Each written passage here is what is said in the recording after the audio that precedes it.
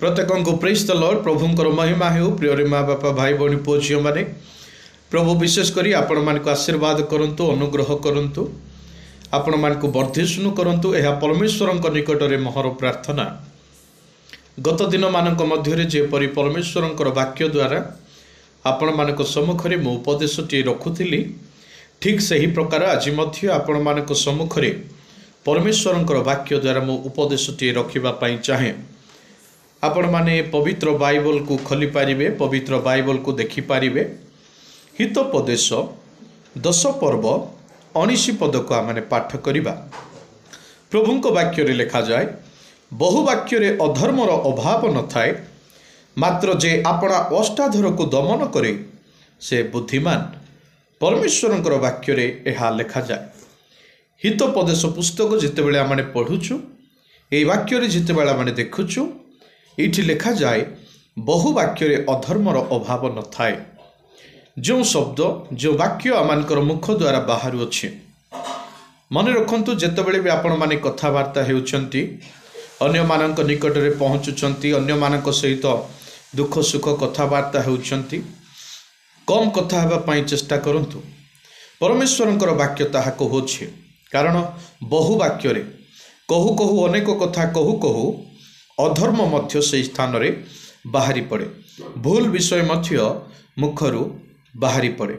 एणु प्रिय माँ बापा भाई भौणी पुओ झील माने बहु वाक्यर अधर्मर अभाव न थाए, मात्र जे आपण अष्टाधर को दमन करे से बुद्धिमान। कहवा पूर्वर निजर अष्टाधर को दमन करने आवश्यकता रही अछि। जेतेबेले जड़े मनुष्य कथा हुए सही समय अष्ट एवं जिह्वा अधिक व्यवहृत करा जाई थाए। ए जिह्वा को कंट्रोल करिबा, दमन करिबा, एहा आमानकर पाखरे थिबा आवश्यक रही अछि। तत्सहित आमानकर अष्टधर को दमन कले बुद्धिमान बोली परमेश्वरंकर वाक्य आमान को प्रमाण करिबो।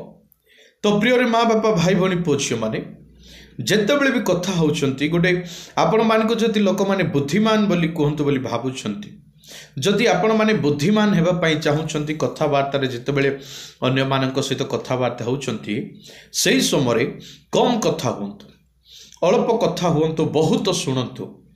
कहवा पूर्वरु जहाँ भी पार्टी आसुची, मुखरु आसुची, अनर्गल वाक्य बाहरु थिबो। होय तो जणे जणे अछंती निजको पंडित बोली मने करंती एवं सेमानकर मुख को आ संपूर्ण व्यवहार करुथांती, सेमानकर अष्टाधर को जिह्वा को संपूर्ण बहुवाक्य कहवाई से माने चेष्टा करती, जद्वारा कि अधर्म से स्थान रे जात ही पड़ुछि, जद्वारा कि ताहा जन को आघात मध्य लागुछि किंबा कथा हो स्लिप हो जाउछि, खराब हो जाउछि। एणु बुद्धिमान सी जी कम कथा होछि, आउ बुद्धिमान व्यक्ति हुंतु कम कथा हुंतु, अष्ट को दमन करिबा पई शिखंतु। जहाँ आसुची ताहा मन इच्छा पार्टी रे कथा कहंतु नहीं। होई पारे आपण मानकर सांगसाथी मानक मध्य, आपण मानकर परिवार रे, होई पारे आपण मानकर समाज रे, होई पारे आपण मानकर मंडली रे, जे कोनोसी क्षेत्र रे ए विषय को मन रखंतु। सब बेले निश्चय प्रभु आपण मान को आशीर्वाद करिवे। मोर प्रार्थना आपण मान को अन्य माने बुद्धिमान व्यक्ति बोली कहंतु, आपण माने मध्य बुद्धिमान व्यक्ति हुंतु। यह परमेश्वर निकट रे मु निवेदन करे। विशेष करी ए जो वाक्य को आपण माने सुनिले, उपदेश को सुनिले, ताहा मन रे रखिबे, आगामी दिन रे ताहा को आपण माने पालन मध्य करिवे, यह विश्वास करे। प्रभु ए उपदेश द्वारा आपण मान को प्रत्येक को आशीर्वाद करंतु। समस्त को praise the Lord. God bless you.